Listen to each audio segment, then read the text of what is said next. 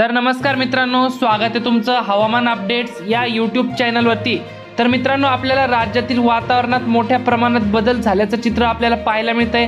काल देखील आपल्याला राज्यातील बऱ्याचशा भागांमध्ये आपल्याला हलका ते मध्यम स्वरूपाचा पाऊस झाला। तसेच आज देखील राज्यातील असेही काही भाग असतील ज्या भागांमध्ये आपल्याला ढगाळ वातावरणासह आपल्याला हलका ते मध्यम स्वरूपाचा पाऊस पाहायला मिळणार आहे। तर जाणून घेऊयात सविस्तर अपडेट काय असणार याविषयी। तत्पूर्वी तुम्हाला विनंती मित्रांनो, तुम्ही व्हिडिओ पाहतायत परंतु आपल्या चॅनलला काय सबस्क्राइब करत नाहीत, त्यामुळे आत्ताच चॅनलला सबस्क्राइब करून घ्या व व्हिडिओला एक लाईक देखील नक्की करून घ्या।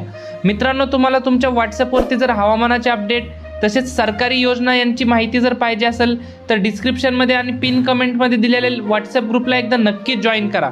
तर मित्रांनो, आपण आज कोकणपट्टीपासून सुरुवात करूया। तर कोकणपट्टीमध्ये आपल्याला काही भागांमध्ये हलक्या स्वरूपाचा पाऊस झालेला पाहायला मिळेल। यामध्ये आपल्याला मुंबई, ठाणे, पालघर, रत्नागिरी, रायगड, सिंधुदुर्ग, राजापूर, सावंतवाडी, कल्याण, डोंबिवली, वसई विरार या संपूर्ण परिसरामध्ये आपल्याला आज रात्रीपर्यंत पाऊस झालेला पाहायला मिळेल।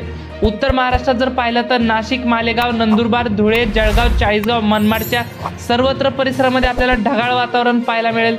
तर दुपारनंतर उष्णतेत वाढ देखील आपल्याला झालेली पाहायला मिळेल।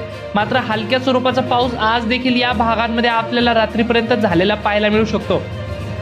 मित्रांनो, मध्य महाराष्ट्रात जर पाहिलं तर मध्य महाराष्ट्रात आपल्याला पावसाची शक्यता काय पाहायला मिळत नाहीये, फक्त ढगाळ वातावरण पाहायला मिळते। पुणे, सातारा, सांगली, कोल्हापूर, सोलापूर, पंढरपूर या परिसरामध्ये आपल्याला पाहायला मिळेल। अहमदनगरच्या भागांमध्ये देखील आपल्याला हलका ते मध्यम स्वरूपाचा पाऊस आपल्याला पाहायला मिळतोय।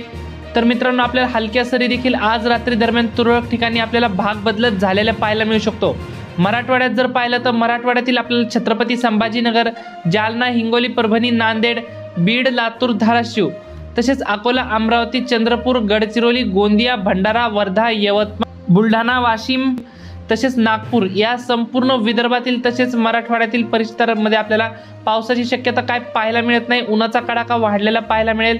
मात्र पुन्हा एकदा जोरदार स्वरूपाचा पाऊस आपल्याला 20 सप्टेंबर नंतर राज्यात सुरू झालेला पाहायला मिळेल। थोडे दिवस राज्यात पावसाची उघाड असणार आहे। तर मित्रांनो, ही होती हवामानाबद्दल छोटीशी माहिती आवडल्यास आपल्या चॅनलला सबस्क्राइब नक्की करा। धन्यवाद। तर भेटूयात पुढच्या व्हिडिओमध्ये।